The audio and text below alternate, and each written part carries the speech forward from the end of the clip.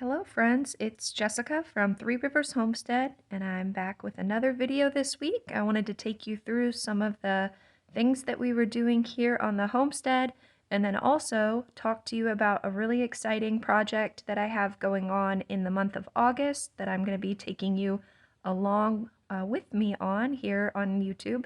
So stay tuned for that. But first, let me talk about our week a bit.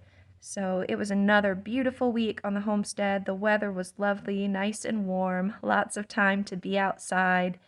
Also, favorable conditions for doing all the necessary chores. You can see here the boys helping me. Every day they're responsible for the cows and the dogs. And so there's a lot of cleaning out troughs and doing the feeding and watering. This week we picked up two more beef cows. We got a young steer and a young heifer that we will be raising for our 2024 meat. They'll be butchered in the beginning of 2024. So that was an exciting addition to the homestead. Otherwise, we've just been busy dealing with the garden. We're at that point of the year where produce is starting to fill the baskets a little more fully instead of things slowly trickling in. Every day we can go out and fill our baskets, and it's such a blessing. We're really enjoying that. But because of that, it is the time of year that we need to figure out how we're going to preserve the extras. We don't have a huge garden here on our homestead, but it is big enough to provide for our fresh eating here during the growing season, and there is enough to be left over afterwards. So let's talk about preserving. So food preservation is probably my favorite part of the homesteading lifestyle. I have always loved preserving food long before we even started growing our own. I got into the habit of purchasing bulk amounts of food from local farmers when I couldn't grow it myself. So for example, these are some blueberries here. We picked them up from a local farmer this week, and we get really good deals, way better deals than you could ever find in the store, even on sale. And because it's local and in season, it's just really nutritious. And so we try to preserve the bounty for the rest of the year. And so I started doing this long before I was able to grow my own food. So this challenge that I'm getting ready to talk to you about is something that you can do even if you're not a homesteader, even if it's just you wanting to put away some reasonably priced produce or food while you can find it before winter comes. And so what I do every August is a challenge, and we named it, I believe, a couple years ago, the Every Bit Counts Challenge. This is something, as I mentioned, I've done for a really long time, and then I started sharing it on Instagram, and we decided to give it an official name so others could join in. And then last year was my first year documenting it on YouTube, and so I'll link in the description some videos that show how I completed the challenge last year. But basically what I do is every day in the month of August, I preserve something, whether it's through freezing, canning, dehydrating, freeze drying, lacto fermenting, even things like water glassing eggs. Every day I have to purpose to find something to preserve, to build up my pantry for the winter season when we're not growing anything. You know, and you would be really surprised if you do something every day of the month, after 31 days, how much food you've accumulated and put away. Now, there are some days like this with the blueberries where we're putting away lots and lots, many pounds of food. And then there are some days where it might just be as simple as going out and harvesting some herbs from my garden and getting them hung and dehydrating so that I can get those put away after they're done drying out. So it doesn't have to be a big thing. There are days during the month of August where I'm doing huge projects where, you know, we might be preserving tomatoes and there's bushels of tomatoes that need to be turned into a sauce. But really, what I much prefer is days like this. This is a little harvest that I took from my garden one day. Just, you know, a little amount of beans that we'll eat fresh, a little amount of berries that we might add to, you know, some muffins or a cobbler. But there's quite a few peppers and there's a lot of kale. And, you know, this was just one day's harvest. If I go out in another couple days, I'm going to have just as many peppers and just as much kale that I'm going to need to eat. And so I don't need this much right now with everything else we have coming out of the garden. So I can just put this away and do a tiny batch.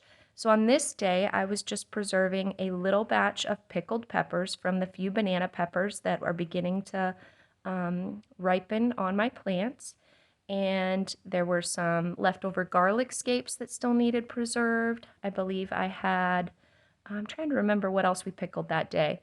Radish pods that we had harvested that also needed to be pickled. And so it's just a small batch, maybe 6 or 7 half pints, and it doesn't seem like much, but all together with some of these kale stems that I decided to freeze and some green peppers that I decided to chop up and freeze, it's putting stuff away and it's adding to my pantry and my freezers. So that's the point of the challenge, is that you don't have to do big batches of stuff.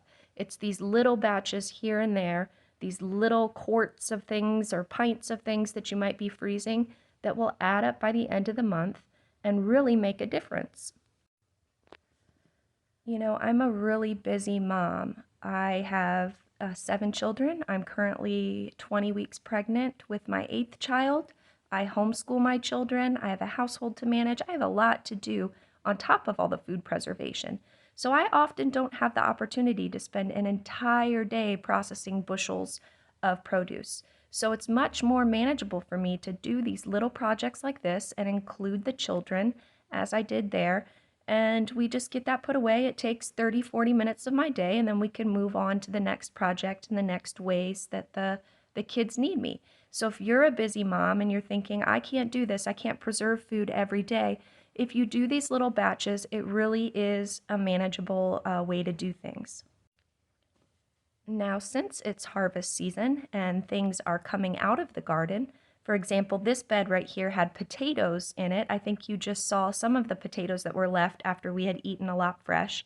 But in that empty bed, I decided to plant some carrots.